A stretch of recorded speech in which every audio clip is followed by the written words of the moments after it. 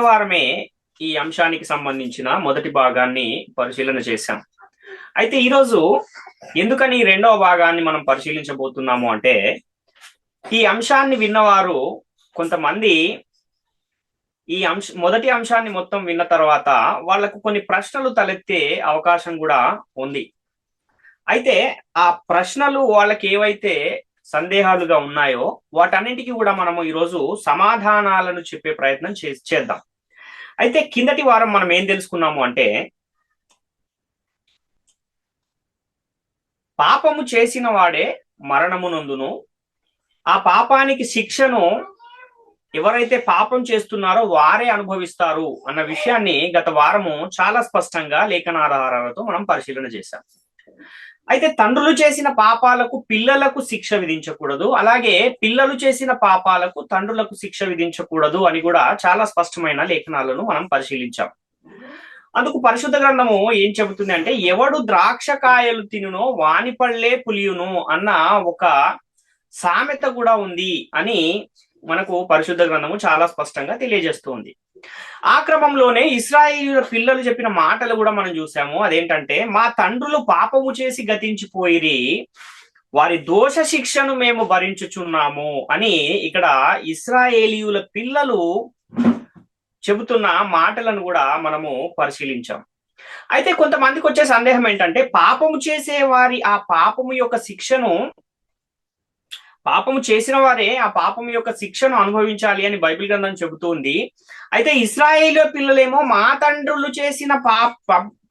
తండ్రులేమో పాపము చేసి గతించిపోయారు, వారి దోష శిక్షను మేము అనుభవించుచున్నాం అంటున్నారు కదా. అయితే ఎవరి పాపానికి వారే శిక్షను అనుభవించాలని, అలాగే తండ్రులు చేసి పాపం చేసి గతించిపోతే వారి దోష శిక్షను మేము భరించుచున్నాము అంటే శరీర సంబంధమైన శ్రమలను అనుభవిస్తున్నాము అన్నట్టుగా ఆ ఇశ్రాయేలీయుల యొక్క పిల్లలు ఎవరైతే ఉన్నారో, ఆ బానిసలుగా వెళ్ళి ఆ దేశంలో ఉన్నప్పుడు వారు శ్రమలు అనుభవిస్తూ చెబుతున్న ఆ మాటలు మనకు కనబడ్డాయి. లేఖనాలను అనుసరించి మనము గత వారమే దీని అంతటిని కూడా పరిశీలన చేశాం. అయితే ఇందుకు ఉదాహరణగా మనము దావీదు మరియు బెత్షెబా పాపం చేశారు. అయితే ఆ దావీదు చేసిన ఆ పాపానికి ఫలితంగా, లేదంటే దోషానికి ఫలితంగా దేవుడు ఆ బెత్షెబాకు దావీదుకు పుట్టిన కుమారుణ్ణి మొత్తాడు అని కూడా మనము చూసాం. ఆ క్రమంలో ఆ బిడ్డ ఏమయ్యాడు? చనిపోయాడు. ఒకవేళ ఎవరి పాపానికి వారే మరణము నొందాలి అనేదే నిజమైతే, మరి దావీదు చేసిన పాపానికి దావీదు కుమారుణ్ణి దేవుడు ఎందుకు శిక్షించాడు అన్న ఒక ప్రశ్న అనేకుల మదులలో మెదులుతూ ఉంటుంది. కాబట్టి ఈ విషయాన్నే మనం ఈరోజు పరిశీలిద్దాం. ఎందుకు అలా వ్రాయబడి ఉంది? ఒకవేళ ఎవరి పాపానికి వారే శిక్షను అనుభవించాలి అని పరిశుద్ధ గ్రంథం చెబుతున్నప్పుడు, మరి దావీదు బెత్షెబాలు చేసిన పాప ఫలితంగా వారికి పుట్టిన ఆ పిల్లవాడు ఎందుకు చనిపోయాడు అన్న ఆ విషయాన్ని మనం ఈరోజు పరిశీలిద్దాం. అలాగే ఇంకొక సందర్భాన్ని కూడా చూస్తే, గెహజీ మరియు ఎలీషాల సందర్భంలో నయమాను అనే ఒక ఆయన ఎలీషా దగ్గరికి కుష్ఠరోగముతో ఆయన యుద్ధకు వచ్చినప్పుడు ఆయన ఆ కుష్ఠరోగాన్ని తగ్గించాడు ఎలీషా గారు. ఆ తర్వాత ఆయన కొన్ని బహుమానాలు ఇచ్చినప్పుడు వాటిని ఎలీషా గారేమో తీసుకోలేదు, కానీ ఈ గెహజీ గారు వెళ్ళి మా గురువు గారు ఇమ్మన్నారు అని తీసుకుని వాటిని దాచుకుని వచ్చాడు. అప్పుడు ఎలీషా గారు ఎక్కడికి వెళ్ళి వస్తున్నావు అన్నప్పుడు, నేను ఎక్కడికి వెళ్ళలేదు, ఇక్కడనే ఉన్నాను అన్నప్పుడు, లేదు నీవు ఆ రథము యుద్ధ నుండి ఆ నయామాను ఎదుర్కొన్నట్టుకు వెళ్ళినప్పుడు నా మనసు నీతో రాలేదా అని ఆయన అడిగి, నేను వద్దన్నదాన్ని నువ్వు చేశావు గనక నీకును నీ సంతతికిని సర్వకాలము కుష్టు అంటియుండును అని గెహజీని ఇక్కడ ఎలీషా గారు కూడా శపించిన ఒక సందర్భం మనకు కనబడుతుంది. ఒకవేళ ఎవరి పాపానికి వారే మరణం నొందాలి అనేదే ఈ సందర్భంలో కూడా ఒకవేళ దాన్ని అప్లై చేస్తే, మరి గెహజీ చేసిన తప్పుకి ఆయన సంతతి వారికి ఎందుకు శిక్ష విధించబడింది అన్న ఈ ప్రశ్న కూడా తలెత్తే అవకాశం ఉంది. ఇంకొక సందర్భాన్ని కూడా మనం చూడగలిగితే, సౌలు దేవుని మాటను వినకుండా పాపం చేస్తే సౌలును మరియు సౌలు కుమారులను దేవుడు అమాలేకీయులకు అప్పగించి వారిని ఆ అమాలేకీయుల ద్వారా చనిపోయిన పరిస్థితి కూడా మనకు కనబడుతుంది. ఇది కూడా ఎందుకు అలా జరిగింది, ఒకవేళ ఎవరి పాపానికి వారే మరణం పొందాలనేదే నిజమైతే సౌలు చేసిన పాపానికి, సౌలు చేసిన అతిక్రమానికి సౌలు యొక్క కుమారులు ఎందుకు చంపబడ్డారు అన్న ఈ ప్రశ్న కూడా తలెత్తే అవకాశం ఉంది. కాబట్టి ఇలాంటి సందేహాలు కొంతమందికి ఉన్నాయి కాబట్టి, ఈ ప్రశ్నలు వారికి తలెత్తాయి కాబట్టి ఈ సందేహాలకు మనము, వారు సంధించిన ఈ ప్రశ్నలకు సమాధానము చెప్పే ప్రయత్నం ఈరోజు చేద్దాం. అయితే ఇక్కడ పై సందర్భాలను బట్టి సందేహం వచ్చిన వారు ఇంకొక ప్రశ్న కూడా వేసుకోవాల్సిన అవసరం ఉంది. అదేంటంటే, తండ్రులు చేసిన పాపానికి లేక అతిక్రమానికి పిల్లలు శిక్షను అనుభవించారు కదా, శిక్షను అనుభవించిన ఆ పిల్లలు నరకానికి వెళ్ళారా, లేక ఆ తండ్రుల దోషానికి శిక్షణ ఆ పిల్లలు అనుభవించారా అన్న ఈ ప్రశ్న వేసుకుని దానికి గనక వాళ్ళు సమాధానం వెతికితే వాళ్ళకి అక్కడే దానికి సంబంధించిన ఒక జవాబు దొరుకుతుంది. కానీ వాళ్ళు ఏంటంటే ఒక విషయాన్ని మనసులో ఉంచుకుని ఆ విషయాన్ని వాళ్ళు నెగ్గించుకునే ప్రయత్నంలో ప్రశ్నలు సంధిస్తున్నారు తప్ప సత్యాన్ని వెతికే ప్రయత్నంలో ప్రశ్నలను సంధించటం లేదు, కనుక వారికి ఈ విషయాలు అర్థం కావట్లేదు అని మనము గమనించాలి. కాబట్టి ఈ తండ్రుల చేసిన పాపాలకు పిల్లలు ఎందుకు శిక్షించబడ్డారు అనే విషయము మనకు అర్థం అవ్వాలి అని అంటే కొన్ని విషయాలను మనము పరిశీలించవలసిన అవసరం ఉంది. అయితే ఒకసారి మనం జాగ్రత్తగా ఆలోచించగలిగితే, తండ్రులు చేసిన పాపం వలన పిల్లలు పాపులుగా తీర్చబడ్డారా? అలాంటి సందర్భాలు ఏమైనా బైబిల్ గ్రంథంలో ఉన్నాయా అంటే ఎక్కడా కూడా ఒక్క లేఖనాధారం కూడా తండ్రులు చేసిన పాపం వలన పిల్లలు పాపులుగా తీర్చబడిన సందర్భాలు కానీ, ఆ తండ్రుల పాపాల వల్ల పిల్లలు నరకానికి వెళ్ళిన సందర్భాలు కానీ ఎక్కడ కూడా ఒక్కటంటే ఒక్క లేఖనాధారం కూడా మనకు కనబడదు అన్న విషయాన్ని మనం గమనించాలి. కాబట్టి తండ్రులు పాపం చేయటం వలన వారి పిల్లలు నరకానికి వెళ్ళినట్టుగా మనకి ఎక్కడ బైబిల్ గ్రంథంలో ఒక్కటంటే ఒక్క చోటు కూడా, ఒక్క చోటైనా కూడా రాయబడి లేదు. అయితే ఇప్పుడు మనం దావీదు కుమారుణ్ణి దేవుడు మొత్తిన ఆ సందర్భాన్ని పరిశీలన చేయగలిగితే, దావీదు పాపం చేస్తే దేవుడు ఎందుకు ఊరియా భార్యకు దావీదుకు పుట్టిన ఆ బిడ్డను మొత్తాడు అన్న విషయాన్ని తప్పకుండా మనం దాన్ని పరిశీలించవలసిన అవసరం ఉంది. అయితే నాతాను దావీదు యొద్దకు వచ్చి, నీవు పాపము చేశావు గనక నీ బిడ్డను దేవుడు చంపబోతున్నాడు అన్న విషయాన్ని దేవుడు దావీదుకు తెలియజేసిన ఆ సందర్భము ఎక్కడుంది అని మనం చూస్తే, సమూయేలు 2వ గ్రంథము 12వ అధ్యాయము 13 నుంచి 16 వచనాల్లో మనకు ఆ సన్నివేశం కనబడుతుంది.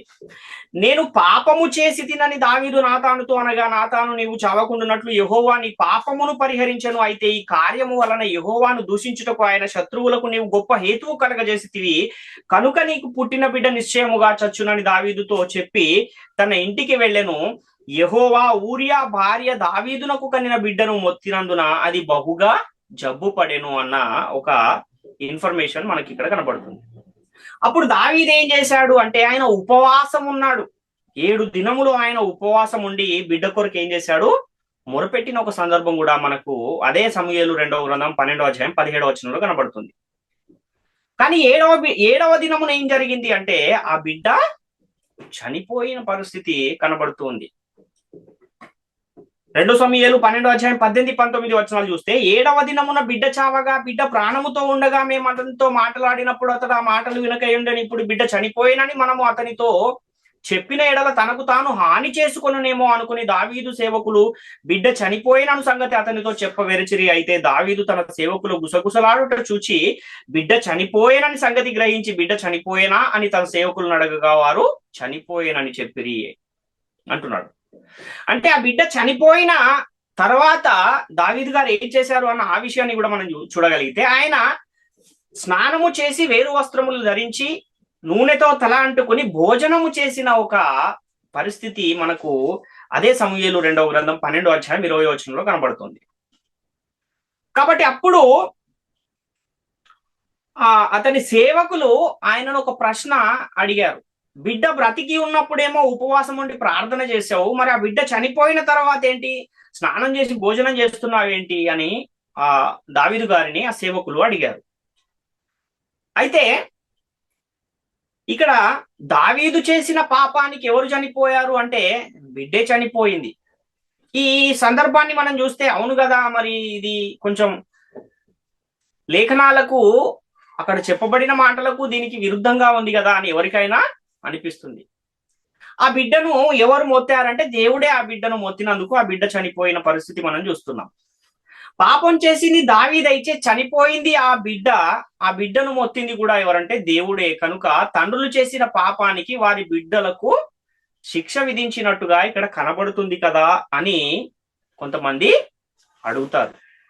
కాబట్టి దీనికి మనం ఏం సమాధానం చెప్పాలి, ఎలా దీన్ని మనము లేఖనాలను అనుసరించి దీన్ని పరిశీలించాలి అన్న విషయము మనము గ్రహించాలి. అయితే ఇక్కడ మనం తెలుసుకోవాల్సింది ఏంటంటే దావీదు చేసిన పాపానికి ఫలితంగా దావీదు బిడ్డకు వచ్చిన శిక్ష ఎలాంటి శిక్ష, దేనికి దేవుడు శిక్ష విధించాడు, ఇది మనం తెలుసుకోవాల్సిన అవసరం ఉంది. దావీదు చేసిన ఆ పాపానికి ఊరియా భార్య దావీదుకు కనిన బిడ్డకు వచ్చిన శిక్ష ఆ బిడ్డ యొక్క శరీరానికి వచ్చిన శిక్షణ లేక ఆత్మకు వచ్చిన శిక్షణ? చనిపోయిన ఆ దావీదు బిడ్డ పరదేశుకు వెళ్ళాడా లేక నరకానికి వెళ్ళాడా అన్న ఇంకొక ప్రశ్నను మనం వేసుకోగలిగితే అక్కడే మనకి ఈ విషయం చాలా సులభంగా అర్థమయ్యే అవకాశం ఉంది. బిడ్డను దేవుడు మొత్తాడని ఉంది కానీ దేవుడు ఆ బిడ్డ శరీరాన్ని మొత్తాడా లేక ఆత్మను మొత్తాడా అన్న దాన్ని కూడా మనం పరిశీలించవలసిన అవసరం ఉంది. దావీదు బెత్షెబాలు పాపం చేశారు గనక ఆ బిడ్డ కూడా పాపిగా పుట్టాడా? అలా ఏమైనా జరిగిందా? ఆ బిడ్డకు వీరిరువురు పాపం ఏమైనా సంక్రమించిందా? ఆ విధంగా ఏమైనా లేఖనాలు కనబడుతున్నాయా అంటే ఆ బిడ్డ ఏమైనా నరకానికి వెళ్ళాడా లేక పరదేశుకు వెళ్ళాడా అన్న విషయాన్ని మనము ఆలోచించవలసిన అవసరం ఉంది. అయితే ఆ బిడ్డకు దేవుడిచ్చిన శిక్ష ఆత్మక శరీరానిక? ఈ విషయాన్ని కూడా మనం ఈరోజు పరిశీలిద్దాం. రెండవ సంగతిని కూడా మనం ఆలోచిస్తే గెహజీ అనే ఒక ఎలీషా గారి శిష్యుడు ఉన్నాడు. ఆ శిష్యుడు ఎలీషా దగ్గర శిష్యుడిగా ఉన్న ఆ సందర్భంలో ఒక కాలంలో జరిగింది ఏంటంటే నయమాను అనే ఒక రాజుకి కుష్ఠరోగం వచ్చింది. ఆయన ఎలీషా దగ్గరకు వచ్చాడు. ఆ ఎలీషా దగ్గరకు వచ్చినప్పుడు ఎలీషా నయమాను కలిగినటువంటి కుష్ఠరోగాన్ని ఏం చేశాడు? దేవునికి ప్రార్థించి దానిని తగ్గించాడు, స్వస్థపరిచాడు. ఆ కుష్ఠరోగం నయమానుకు తగ్గిన తర్వాత నయమాన్ అతనితో పాటు తీసుకుని వచ్చిన బహుమానాలన్నీ కూడా ఎలీషాకు ఇవ్వాలని ప్రయత్నం చేశాడు. వీటన్నిటినీ కూడా మీరు తీసుకోండి అని ఎలీషా గారిని అడిగాడు, కానీ ఎలీషా గారు వాటిని తీసుకోలేదు, నిరాకరించాడు. అలాంటి పరిస్థితుల్లో ఏం జరిగింది అంటే ఆ రాజు తిరిగి ప్రయాణమై వెళ్ళిపోతూ ఉన్నప్పుడు ఎలీషా శిష్యుడైన గెహజీ ఆ రాజు వెనకాలే పరిగెత్తి ఆయన ఆపి ఆ రాజుతో ఏమంటున్నాడంటే, ఇప్పుడే ఇద్దరు యవనస్తులు వచ్చారు, వాళ్ళకు బహుమానాలు ఇవ్వాలి కనుక నీవు తెచ్చిన ఆ బహుమానాలన్నీ కూడా ఇచ్చేయమని మా గురువు గారు చెప్పారు, మనసు మార్చుకున్నారు, కాబట్టి ఆ బహుమానాలన్నీ ఇచ్చేయి అన్నప్పుడు ఆ గెహజీకి నయమాను గారు వాటన్నింటిని ఇచ్చేశారు. వీటన్నింటిని తీసుకెళ్లిపోయి ఆయన దాచేసుకున్నాడు. గెహజీ దాచేసుకుని మరలా వచ్చి ఏమీ తెలియనట్టు ఎక్కడి నుంచి ఉన్నాడంటే ఎలీషా ముందు నిల్చున్నాడు. అప్పుడు ఎలీషా నీవెక్కడికి వెళ్ళావు అని గెహజీని అడిగాడు. అడిగినప్పుడు అతడు ఏం చెప్పాడంటే నేను ఎక్కడికి పోలేదు, ఇక్కడనే ఉన్నాను అని అబద్ధం చెబుతున్న పరిస్థితి కనబడుతుంది. అప్పుడు ఎలీషా ఏమన్నాడు ఆ గెహజీతో అంటే, ఆ మనుషుడు రథము దిగి ఎదుర్కొనుటకు తిరిగి వచ్చినప్పుడు నా మనస్సు నీతో లేదా? ద్రవ్యమును, వస్త్రమును, ఒలీవ చెట్ల తోటలను, ద్రాక్ష చెట్ల తోటలను, గొర్రెలను, ఎడ్లను, దాసీలను సంపాదించుకొనుటకు ఇది సమయమా అని ఎలీషా గెహజీతో చెప్పిన మాట మనకు పరిశుద్ధ గ్రంథంలో కనబడుతుంది. కాబట్టి గెహజీ నయమాను దగ్గరికి వెళ్ళి మా గురువు గారు ఇమ్మన్నారని ఆయన ఇచ్చినవన్నీ తీసుకుని వచ్చాడు.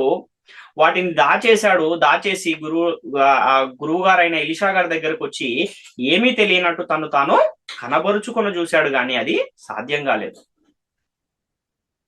కాబట్టి ఆ గెహజీ చేసిన ఆ తప్పుకు ఎలీషా గారు గెహజీకి ఇచ్చిన శిక్ష ఏంటి అని మనం చూడగలిగితే 2వ రాజుల గ్రంథము 5వ అధ్యాయం 27వ వచనంలో, కాబట్టి నయమానునకు కలిగిన కుష్టు నీకును నీ సంతతికి సర్వకాలము అంటియుండును అని చెప్పగా వాడు మంచు వలె తెల్లనైన కుష్ఠము కలిగి ఎలీషా ఎదుట నుండి బయటికి వెళ్ళెను అని మనం ఇక్కడ చూస్తున్నాం. అంటే ఇక్కడ తప్పు చేసిందేమో గెహజీ, నయమానుకు కలిగిన ఆ కుష్టు నీకును నీ సంతతికి కలిగి సర్వకాలము అంటియుండును అని ఎలీషా చెప్పిన మాట మనకి ఇక్కడ కనబడుతుంది. ఇక్కడ కూడా తండ్రుల పాపం పిల్లలకు సంక్రమించకపోతే ఒకవేళ ఇక్కడ తప్పు చేసింది గెహజీ అయితే ఎలీషా గెహజీకి మాత్రమే శాపాన్ని ఇవ్వాలి గాని నీకును నీ సంతతికిని సర్వకాలము నయమానుకు కలిగిన కుష్టు అంటి ఉండును అని ఎందుకు చెబుతున్నాడు అని జన్మపాపం ఉంది అనేవారు ఇక్కడ ఒక ప్రశ్నను లేవనెత్తే అవకాశము ఉంది. కాబట్టి గెహజీ చేసిన తప్పు అతని సంతతి వారికి సర్వకాలము కుష్ఠరోగం అంటి ఉంది అని మనకి ఇక్కడ కనబడుతుంది. ఈ విషయాన్ని కూడా మనం పరిశీలించే ప్రయత్నం చేద్దాం. అయితే ఇంకొక సందర్భాన్ని కూడా మనం చూడగలిగితే ఇక్కడ సౌలు ఉన్నాడు కదా, ఇశ్రాయేలీయుల మీద రాజుగా దేవుడు నియమించిన మొదటి రాజు అయిన సౌలు, ఆయనకు దేవుడు ఒక పనిని అప్పగించాడు. సమూయేలు మొదటి గ్రంథం 15:1-4 చూస్తే, ఒకానొక దినమున సమూయేలు సౌలును పిలిచి, యెహోవా ఇశ్రాయేలీయులకు తన జనుల మీద నిన్ను రాజుగా అభిషేకించుటకై నన్ను పంపెను.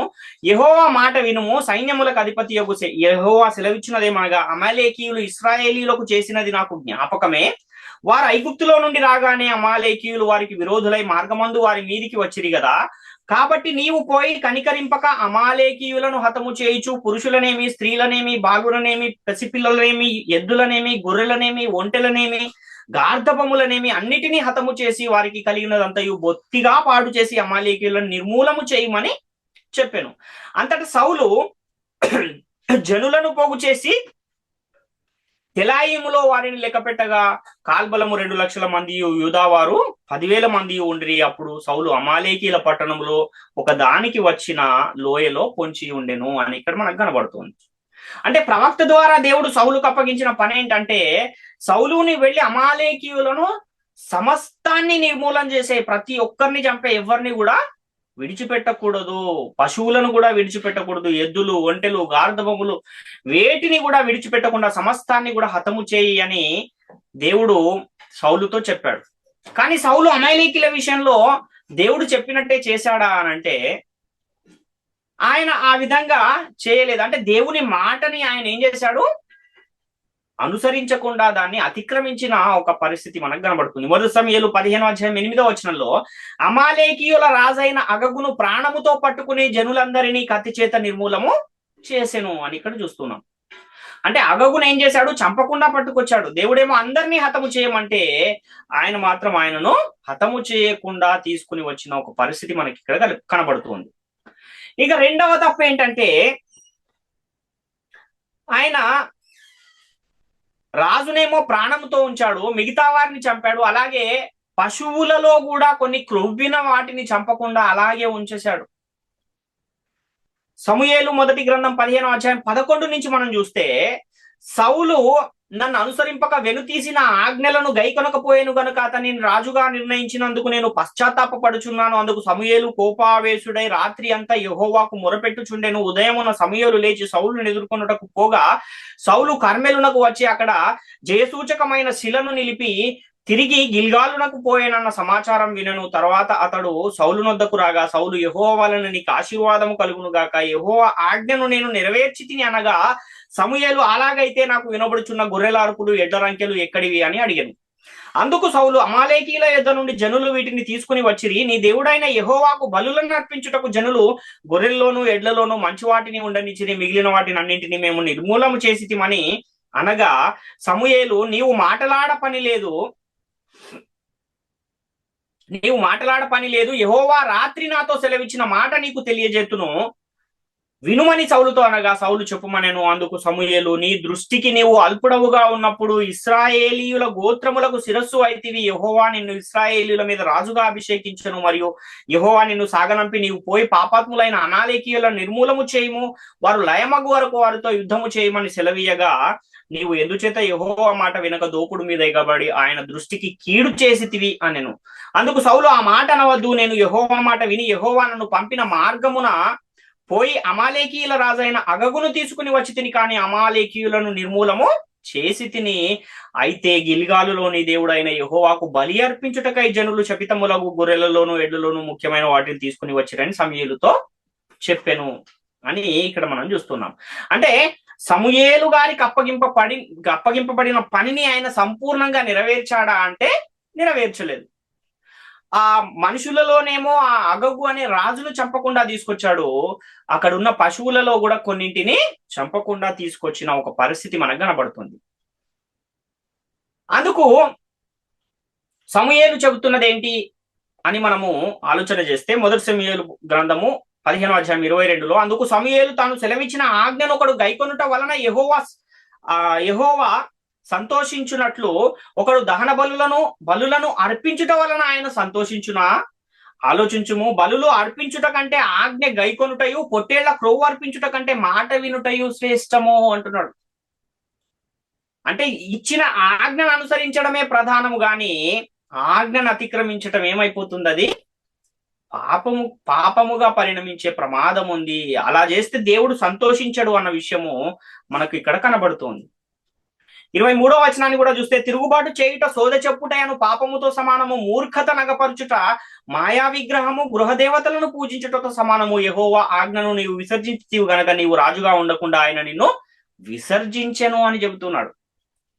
కాబట్టి సౌలు దేనికి వ్యతిరేకమైన పాపం చేసినందుకు రాజుగా ఉండకుండా తీసేసిన పరిస్థితి మనకు కనబడుతుంది అంటే, దేవుడు ఆయనకు అప్పగించిన పనిని ఆయన సంపూర్ణంగా నెరవేర్చలేదు.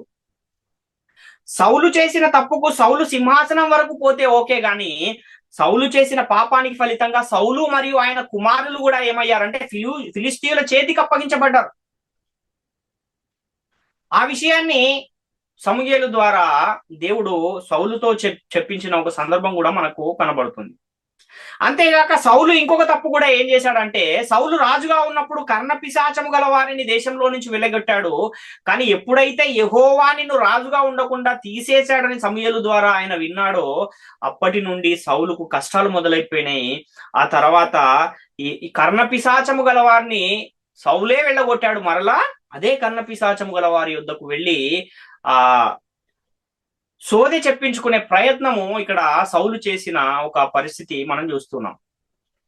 మొదటి సమూయేలు గ్రంథం 28వ అధ్యాయంలో 6-14 వచనాలు మనం చూడగలిగితే, యెహోవా యొద్ద విచారణ చేయగా యెహోవా స్వప్నము ద్వారానైనను ఊరిము ద్వారానైనను ప్రవక్తల ద్వారానైనను ఏమీ సెలవీయకై ఉండెను. అప్పుడు సౌలు నా కొరకు మీరు కర్ణపిశాచము గల ఒక స్త్రీని కనుగొనుడి, నేను పోయి దాని చేత విచారణ చేతునని తన సేవకులకు ఆజ్ఞయ్యగా వారు చిత్తము ఎందోరులో కర్ణపిశాచము గల యువతి ఉన్నదని అతనితో చెప్పిరి. కాబట్టి సౌలు మారువేషము ధరించి వేరు బట్టలు తొడుగుకుని 2 మనుషులను వెంటబెట్టుకుని పోయి రాత్రి వేళ ఆ స్త్రీ యొద్దకు వచ్చి, కర్ణపిశాచము ద్వారా నాకు శకునము చెప్పి నాతో మాట్లాడుటకై నేను నీతో చెప్పు అని రప్పించుమని కోరగా, ఆ స్త్రీ, ఇదిగో సౌలు చేయించినది నీకు తెలిసినది కదా, కర్ణపిశాచము గల వారిని చిల్లంగి వారిని అతడు దేశంలో ఉండకుండా నిర్మూలము చేసెను కదా, నీవు నా ప్రాణము కొరకు ఉరియొగ్గి నాకు మరణమేల రప్పింతువు అని అతనితో అనెను. అందుకు సౌలు, ఏమాత్రమును యెహోవా జీవముతోడు దీనిని బట్టి నీకు శిక్ష ఎంత మాత్రమును రాదని యెహోవా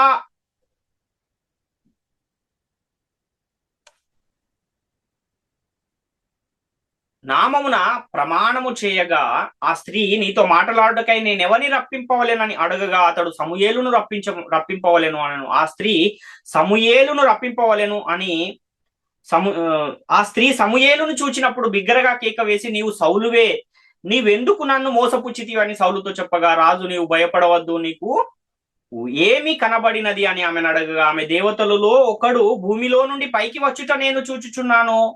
అందుకు అతడు ఏ రూపముగా ఉన్నాడని దానిని అడిగినందుకు, అది దుప్పటి కప్పుకొనిన ముసలివాడొకడు పైకి వచ్చుచున్నాడనగా, సౌలు అతడు సమూయేలని తెలుసుకుని సాగిలపడి నమస్కారము చేసెను అని ఇక్కడ చూస్తున్నాం.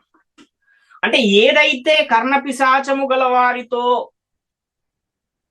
ఈ యొక్క సోదె చెప్పించుకోవటం గాని, లేదంటే వారితో మాట్లాడించడం గాని ఏదైతే చేయొద్దని దేవుడు ఆజ్ఞాపించాడో అదే పనిని ఇక్కడ సౌలు చేసినట్టుగా మనకు కనబడుతుంది. అప్పుడు సమూయేలు పాతాళము నుండి పైకి వచ్చినప్పుడు, నీవెందుకు పైకి రమ్మని తొందర పెట్టితివని సమూయేలు సౌలును అడుగుతున్నాడు. నేను బహు శ్రమలలో ఉన్నాను, దేవుడు నాతో మాట్లాడటం మానేశాడు, కాబట్టి ఇంకా నేను ఏం చేయాలి, భవిష్యత్తులో నేను ఏం చేయాలో నాకు ఏమి తెలియడం లేదు, కాబట్టి ఏం చేయాలో తెలుసుకోవడానికే నేను నిన్ను పిలిపించాను అని సమూయేలుతో చెబుతున్న ఒక పరిస్థితి మనకు కనబడుతుంది.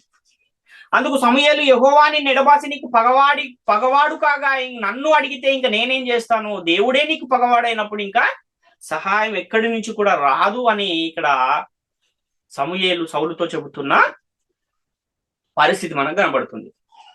ఎందుకంటే ఎవరైనా ఎవరికి నమ్మకస్తులుగా జీవించాలంటే దేవునికే నమ్మకస్తులుగా జీవించాలి. కానీ ఆ యెహోవాయే నీకు పగవాడైతే ఇంకా నేను చేసేది కూడా ఏమీ లేదు అని సమూయేలు సౌలుతో చెప్తున్న మాటలను బట్టి దేవుని ఆజ్ఞలను ప్రతి ఒక్కరు కూడా ఏం చేయాలి? తూచా తప్పకుండా వాటిని పాటించాలి అన్న విషయం మనకి ఇక్కడ చాలా స్పష్టంగా అర్థమవుతుంది.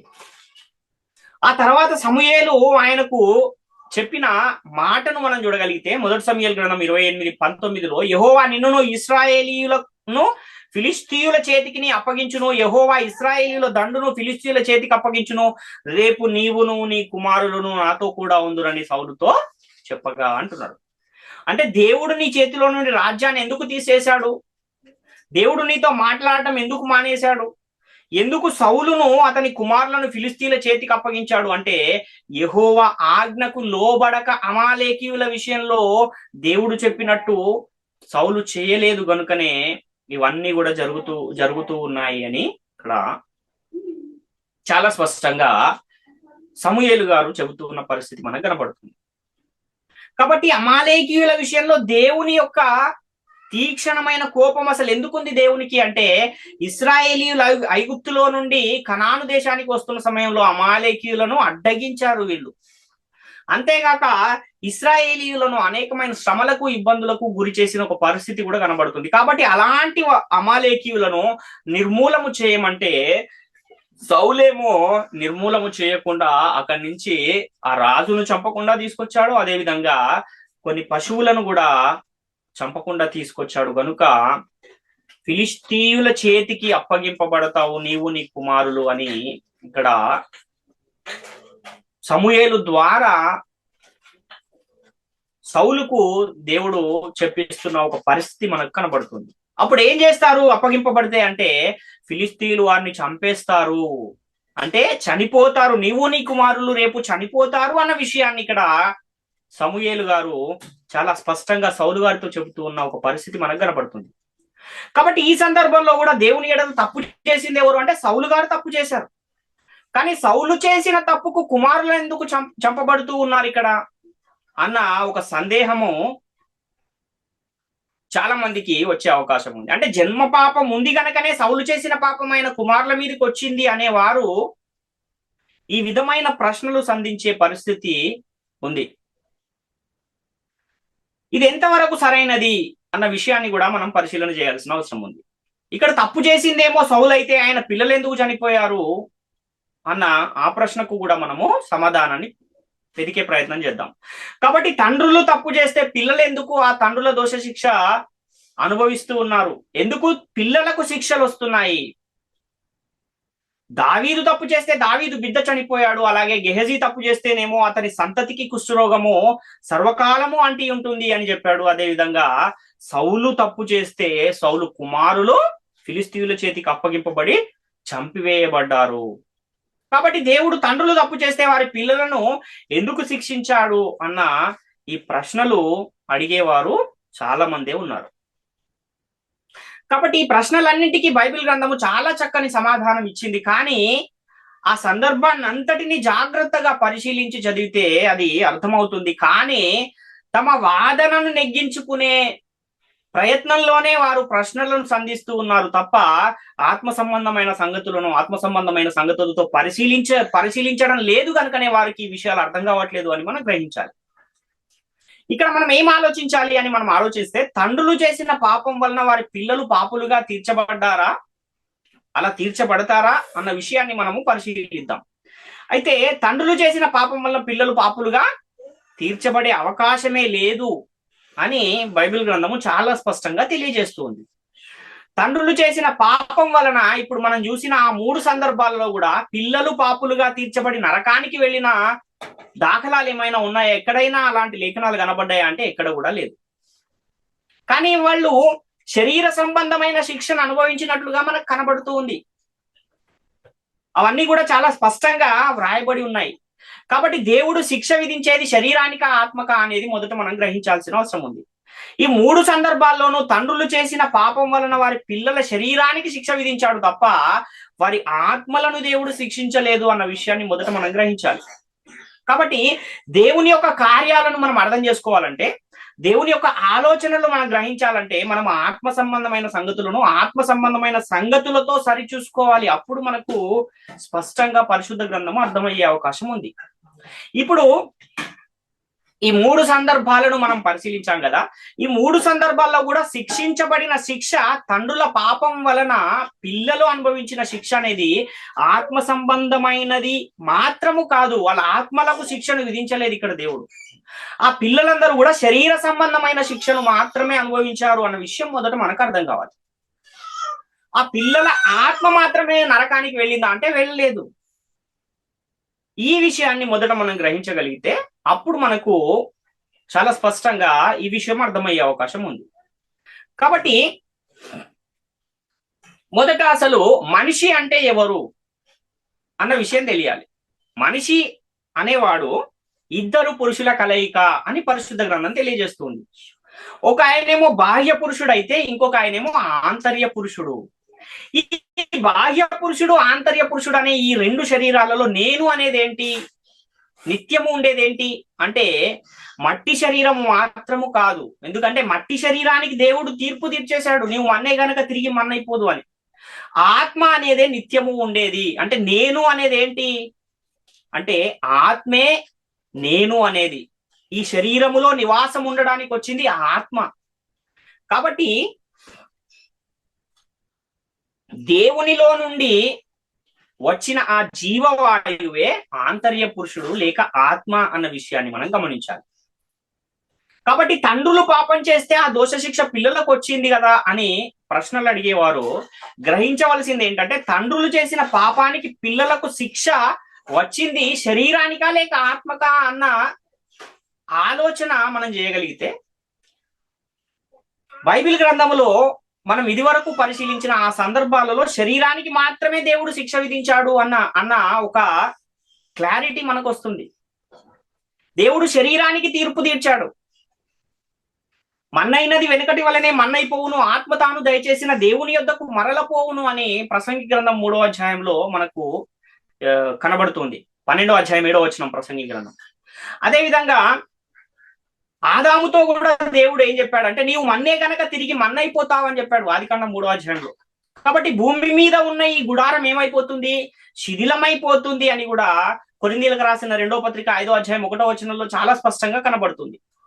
కాబట్టి ప్రకృతి సంబంధమైన శరీరం అనేది దేవుడు ఆత్మ నివసించడానికి సిద్ధపరిచిన ఒక నివాసము అన్న విషయము మనం గమనించాలి. కాబట్టి దావీదు సందర్భంలో గాని, గెహజీ సందర్భంలో గాని, లేక సౌలు సందర్భంలో గాని మనము పరిశీలిస్తే నేను అనే ఆత్మకు దేవుడు శిక్షను విధించాడా లేక శరీరానికి దేవుడు శిక్షను విధించాడా అన్నది మనము ఆలోచించవలసిన అవసరం ఉంది. ఇంకా మనం పరిశీలన చేయగలిగితే నరకానికి వెళ్ళేదైనా లేక పరలోకానికి వెళ్ళేదైనా ఏది శరీరమా ఆత్మ అంటే ఆత్మే వెళ్ళాలి. శరీరం అనేది భూస్థాపితం చేసిన తర్వాత అది మన్నైపోతుంది. 1 కొరింథీ పత్రిక 5వ అధ్యాయం 4-5 వచనాలు చూస్తే, ఏమనగా ప్రభు అయిన యేసు దినమందు అని ఆత్మ రక్షింపబడినట్లు శరీరేచ్ఛలు నశించుటకై మన ప్రభు అయిన యేసుక్రీస్తు నామమున మీరును నా ఆత్మయు మన ప్రభు అయిన యేసుక్రీస్తు బలముతో కూడి వచ్చినప్పుడు అట్టి వారిని సాతాను నాకు అప్పగింపవలేను అంటున్నాడు. అంటే ఇక్కడ రక్షింపబడేది ఏది, వాని ఆత్మ రక్షింపబడినట్లు అంటున్నాడు. ఆత్మకు కావాలి రక్షణ తప్ప శరీరానికి అవసరం లేదు. పేతురు రాసిన 1వ పత్రిక 1వ అధ్యాయం 8-9 వచనాలు కూడా చూస్తే, మీరు ఆయనను చూడకపోయినను ఆయనను ప్రేమించుచున్నారు, ఇప్పుడు ఆయనను కన్నులారా చూడగయే విశ్వసించుచు మీ విశ్వాసమునకు ఫలమును అనగా ఆత్మరక్షణను పొందుచు చెప్పన సఖ్యమును మహిమాయుక్తమును ఆయన సంతోషము గలవారై ఆనందించుచున్నారు అంటున్నాడు. ఆత్మరక్షణ పరిశుద్ధ గ్రంథం అంతా కూడా దేనిని రక్షించాలని ప్రయాసపడుతుంది అంటే ఆత్మను రక్షించే పని. నేటి కాలంలో సేవకులు కూడా దేన్ని రక్షించాలని ఈ సువార్త సభలు, సువార్తలు మరియు అనేకమైన ఈ సంఘాలలో ప్రకటిస్తున్న వారు కూడా దేని గురించి ప్రయాసంతా పడుతున్నారంటే ఆత్మను రక్షించడానికి తప్ప శరీరాన్ని రక్షించడానికి కాదు. కాబట్టి రక్షణ దేనికి కావాలంటే ఆత్మకే కావాలి, శరీరానికి కాదు. కాబట్టి దావీదు బిడ్డను దేవుడు మొత్తాడు కదా, చనిపోయిన దావీదు బిడ్డ నరకానికి వెళ్ళాడా లేక పరదేశికి వెళ్ళాడా అన్న విషయాన్ని మనము ఆలోచించవలసిన అవసరం ఉంది. కేవలం దావీదు బిడ్డ శరీర సంబంధంగా మరణించాడు కానీ ఆత్మ మాత్రం ఎక్కడికి వెళ్ళింది? నరకానికి వెళ్ళలేదు, పరదేశుకే వెళ్ళాడు ఆ బిడ్డ అన్న విషయము మనము గమనించాలి. ఎలా చెప్పగలము అంత స్పష్టంగా అంటే పరిశుద్ధ గ్రంథమే దాన్ని తెలియజేసింది. మనం పరిశీలించి దాన్ని తెలుసుకోవాలంతే. బిడ్డ చనిపోయిన తర్వాత దావీదు అంటున్న మాటను మనం ఆలోచన చేయగలిగితే 2వ సమూయేలు గ్రంథం 12వ అధ్యాయం 23వ వచనంలో, ఇప్పుడు చనిపోయేను గనుక నేను ఎందుకు ఉపవాసం ఉండవలెను?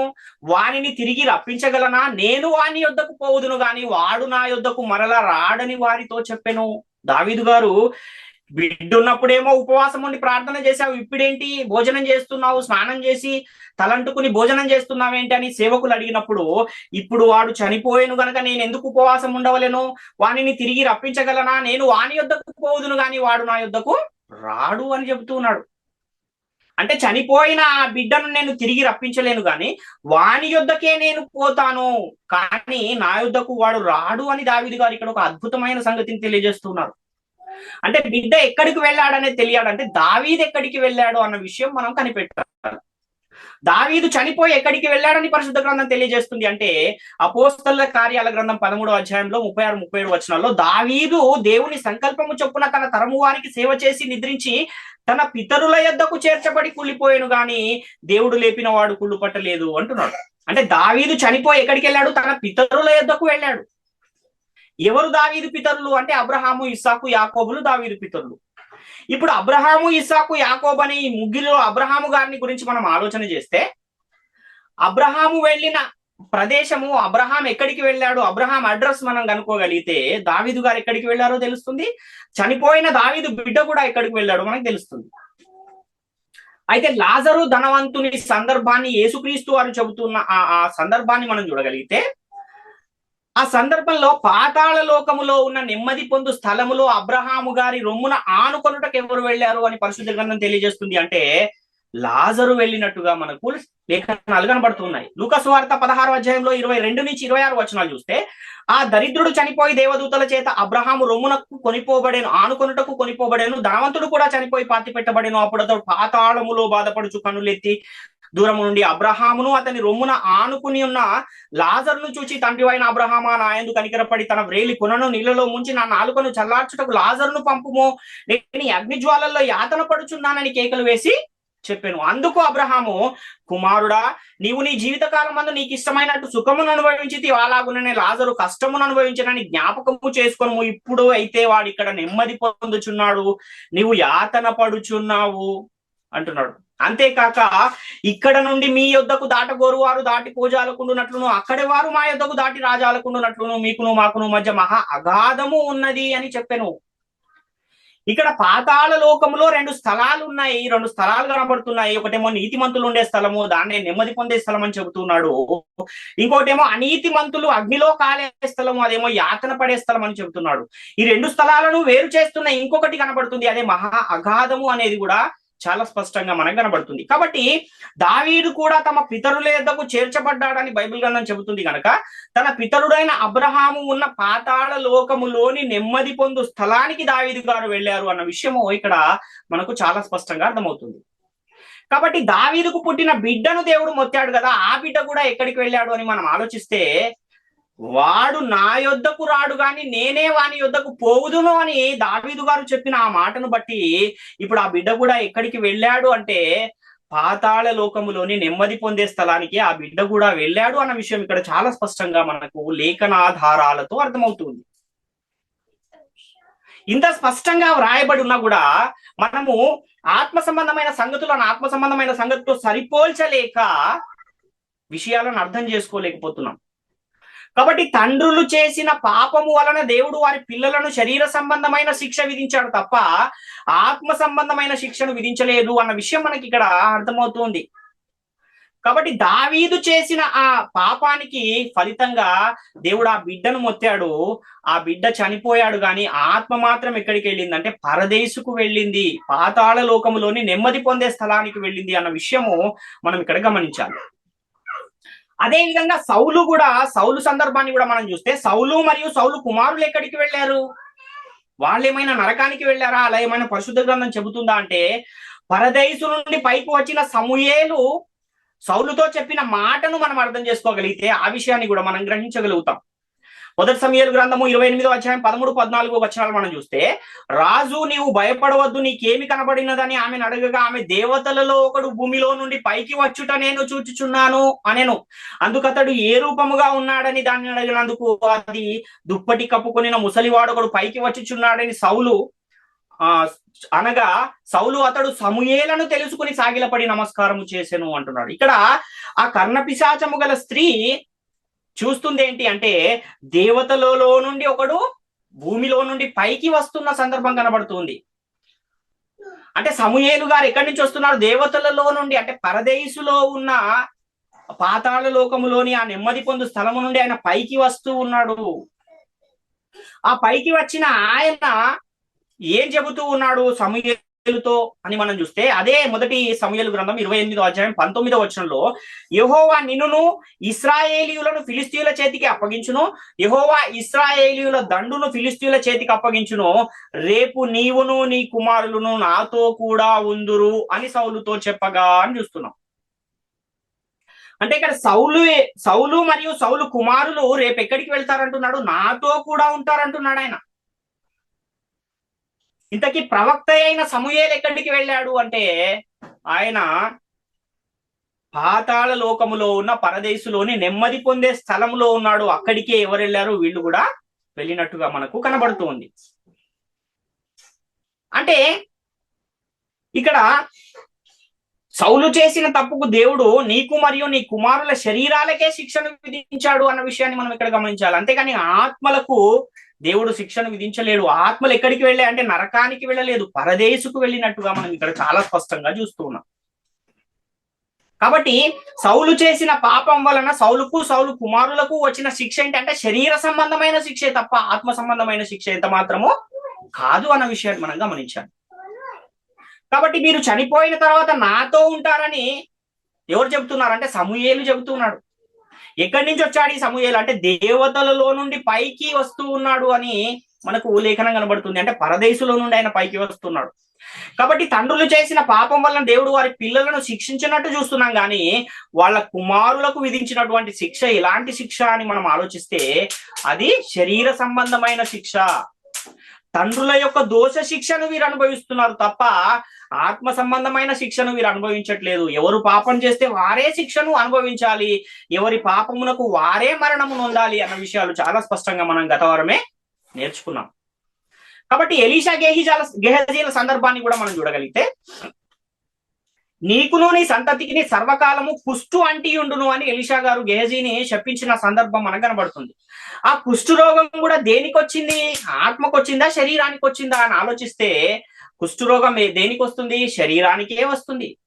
కాబట్టి ఇక్కడ కూడా దేవుడు అక్కడ వారిని శపించింది ఆత్మనా శరీరాన్ని అంటే శరీరాన్నే శపించాడు తప్ప ఆత్మను కాదు అన్న విషయం మనం ఇక్కడ చాలా స్పష్టంగా గమనించాలి. కాబట్టి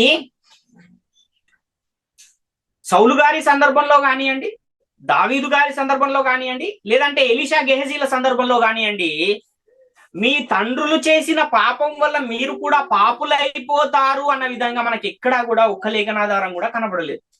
కానీ వారి దోష శిక్షను మీరు అనుభవిస్తారు, మీరు కూడా చనిపోతారు అన్న లేఖనాలే మనకు కనబడుతున్నాయి. ఇప్పుడు మరణము దేనికి వస్తుంది అని అంటే శరీరానికే మరణము.